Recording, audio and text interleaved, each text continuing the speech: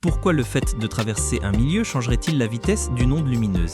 Imaginez que votre matériau, comme le verre, soit découpé en une série de couches distinctes, toutes perpendiculaires à la direction de propagation de la lumière.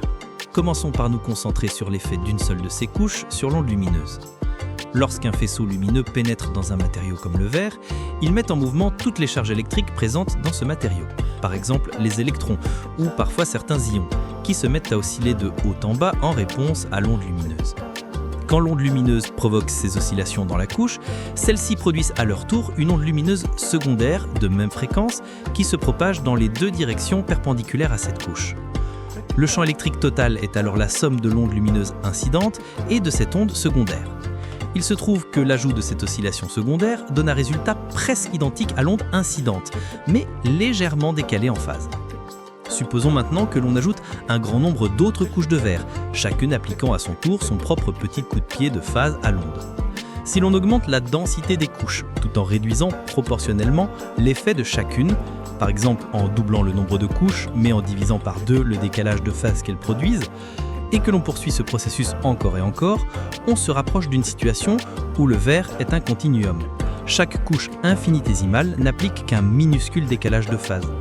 Au final, l'effet obtenu est rigoureusement équivalent à celui d'une onde qui se propage simplement plus lentement. Pourquoi exactement le fait que la lumière ralentisse implique-t-il qu'elle se courbe en entrant dans un milieu?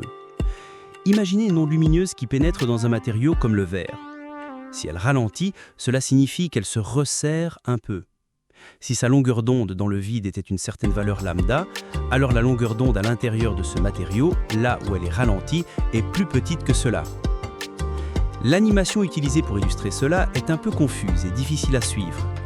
Il serait peut-être plus clair de colorer chaque point du plan, blanc près des crêtes de l'onde, noir ailleurs. Si le verre est incliné, réfléchissez à ce qui se passe pour chacune de ces crêtes.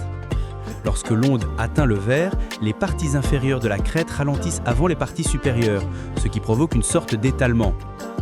Au final, la crête de l'onde se retrouve inclinée selon un nouvel angle. Et si on tient compte du fait que le faisceau lumineux est toujours perpendiculaire aux crêtes de l'onde, cela signifie que le faisceau doit changer de direction. Et en plus, on peut calculer exactement de combien il doit tourner.